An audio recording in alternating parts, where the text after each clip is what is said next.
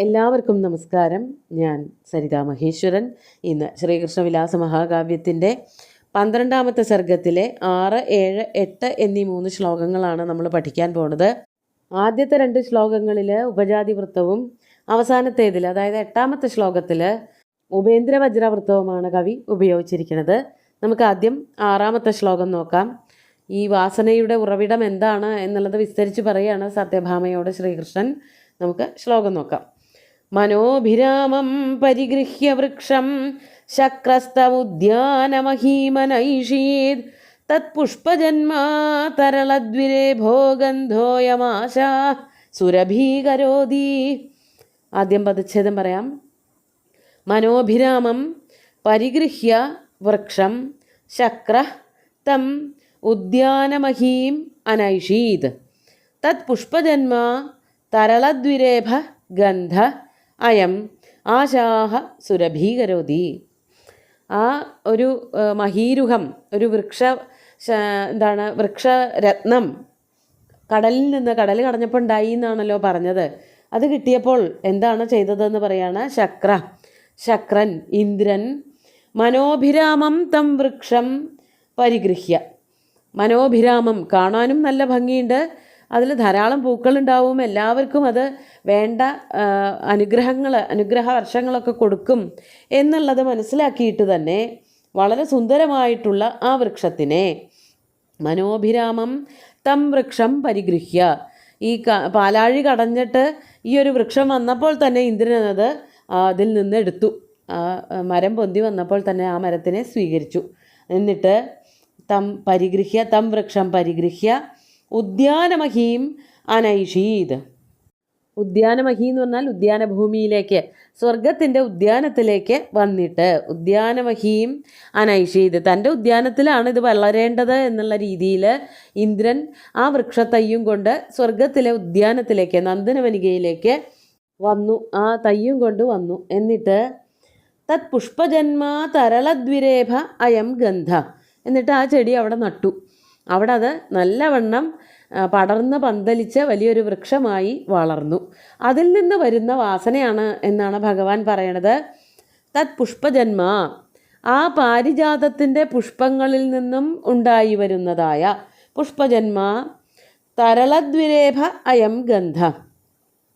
ദ്വിരേഭങ്ങളെ തരളങ്ങളാക്കുന്ന, വണ്ടുകളെ പോലും വശീകരിക്കുന്ന, വണ്ടുകൾക്ക് പോലും ഏറ്റവും ആകർഷണമുണ്ടാക്കുന്നതായ മറ്റു പൂക്കളുടെ ഗന്ധത്തിനേക്കാൾ കൂടുതൽ ഈ പാരിജാത പുഷ്പത്തിൻ്റെ ഗന്ധം ആസ്വദിക്കാനായിട്ട്, നുകരാനായിട്ട് വണ്ടുകൾ അവിടേക്ക് വരുന്നുണ്ട്.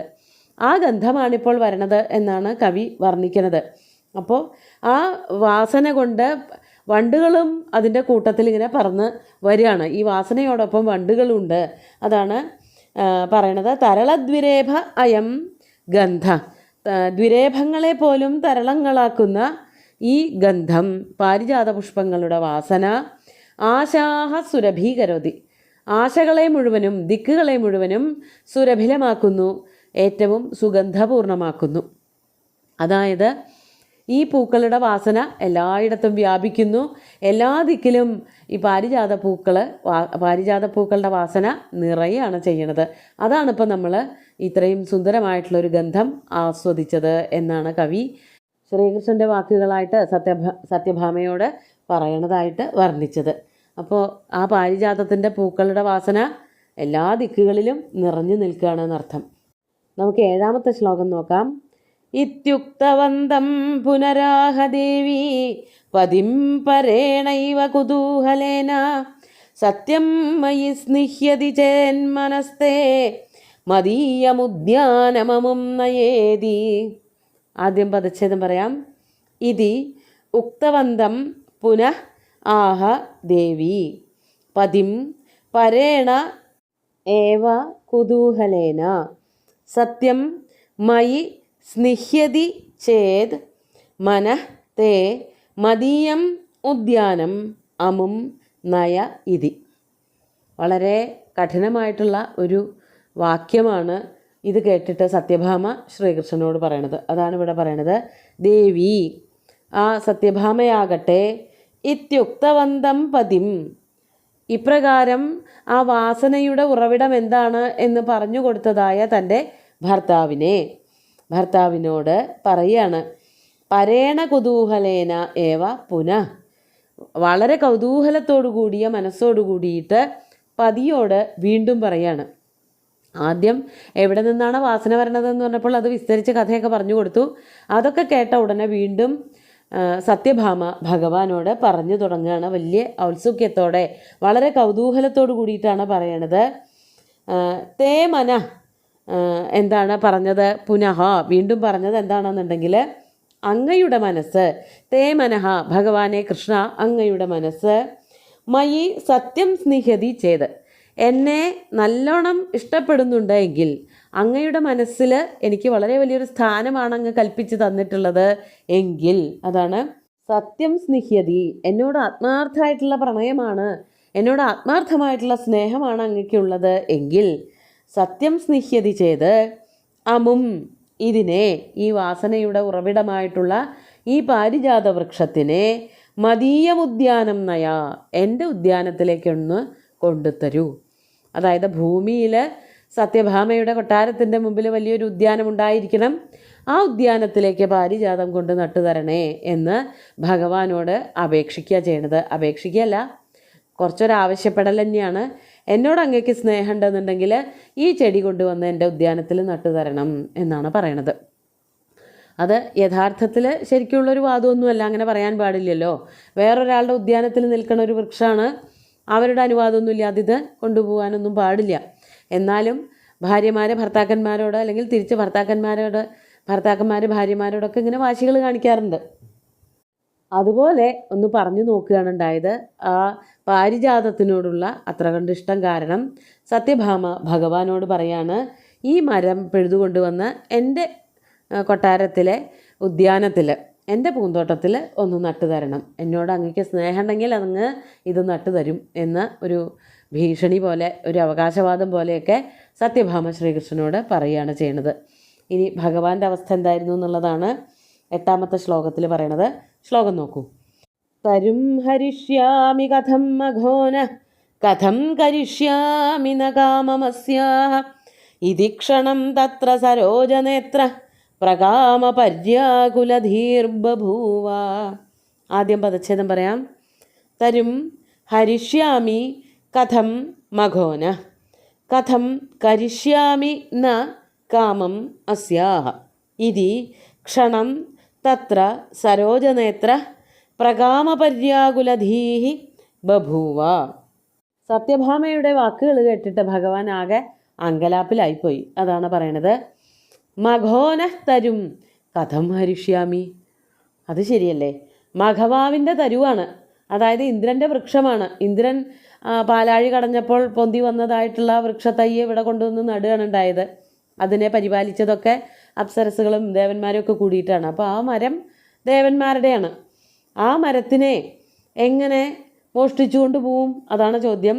മഘോന തരും കഥം ഹരിഷ്യാമി. എങ്ങനെ ആ ഒരു വൃക്ഷത്തിനെ ഈ തോട്ടത്തിൽ നിന്നും, നന്ദനവനത്തിൽ നിന്നും അപഹരിച്ചു കൊണ്ടുപോകും? അപ്പോൾ തന്നെ ശ്രീകൃഷ്ണന് തോന്നി, അസ്യാഹ കാമം കഥം ന കരിഷ്യാമി. സത്യഭാമ വലിയ ആഗ്രഹങ്ങളൊന്നും ഇതുവരെ പറഞ്ഞതായിട്ട് നമ്മൾ കേട്ടില്ല, സുകുമാര കവി വർണ്ണിച്ചുമില്ല. വല്ലപ്പോഴും പറയണ ഒരു മോഹമാണ്, അതെങ്ങനെ നടത്തി കൊടുക്കാതിരിക്കും? അതാണ് അസ്യാഹ കാമം. സത്യഭാമയുടെ മോഹം നടത്തി കൊടുക്കാതിരുന്നാൽ അതൊരു കഷ്ടമല്ലേ? കഥം ന കരിഷ്യാമി, എങ്ങനെയാണ് സത്യഭാമ പറഞ്ഞൊരു കാര്യം ചെയ്യാതിരിക്കുന്നത്? ഇതി, ഇപ്രകാരമൊക്കെ സരോജനേത്ര തത്ര ക്ഷണം പ്രകാമപര്യാകുലധീഹി ബഭൂവ.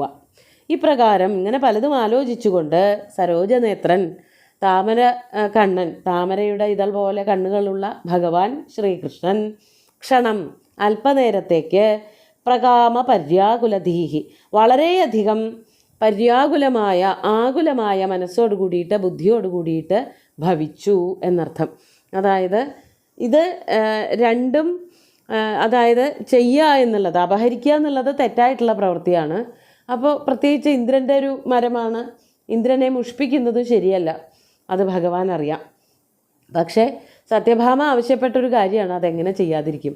അപ്പോൾ രണ്ടറ്റത്തുമാണ് മനസ്സ്. ചെയ്യണമെന്നുമുണ്ട് ചെയ്യണ്ടെന്നുമുണ്ട്. അങ്ങനെ കുറച്ച് നേരത്തേക്ക് ഉത്കണ്ഠയോടെ അവിടെ അങ്ങനെ നിന്നു ശ്രീകൃഷ്ണൻ എന്നാണ് കവി വർണ്ണിച്ചിരിക്കുന്നത്. ഇനി എന്താണ്ടാവാൻ പോണത് എന്നുള്ളതൊക്കെ അടുത്ത ദിവസം നോക്കാം. ഇന്നത്തെ 3 ശ്ലോകങ്ങളും ഒന്നുകൂടി ചൊല്ലാം. മനോഭിരാമം പരിഗൃഹ്യ വൃക്ഷം ശക്രസ്തമുദ്യാനമഹീമനൈഷീദ് തത്പുഷ്പജന്മാ തരളദ്വിരേഭോ ഗന്ധോയമാശാസുരഭീകരോതി ഇത്യുക്തവന്തം പുനരാഹ ദേവി പതിം പരേണൈവ കുതൂഹലേന സത്യം മയി സ്നിഹ്യതി ചേന്മനസ്തേ മദീയമുദ്യാനമമും നയേതി തരും ഹരിഷ്യാമി കഥം മഘോന കഥം കരിഷ്യാമി ന കാമമസ്യാഹ ഇതി ക്ഷണം തത്ര സരോജനേത്ര പ്രകാമ പര്യാകുലധീർബഭൂവ. അങ്ങനെ ഭഗവാൻ അല്പനേരം പര്യാകുലമായ ബുദ്ധിയോട് കൂടിയിട്ട് മനസ്സോട് കൂടിയിട്ട് അങ്ങനെ നിന്നു. ബാക്കി എന്താണ്ടാവാൻ പോണതെന്ന് അടുത്ത ദിവസം കാണാം. സുന്ദരമായിട്ടുള്ള 3 ശ്ലോകങ്ങളും ഭഗവാന്റെ കാൽക്കൽ അർപ്പിച്ചുകൊണ്ട് ഗുരുവായൂരപ്പനെ സാഷ്ടാംഗം നമസ്കരിച്ചുകൊണ്ട് എല്ലാവർക്കും ശുഭദിനം നേർന്നു നിർത്തട്ടെ. നന്ദി.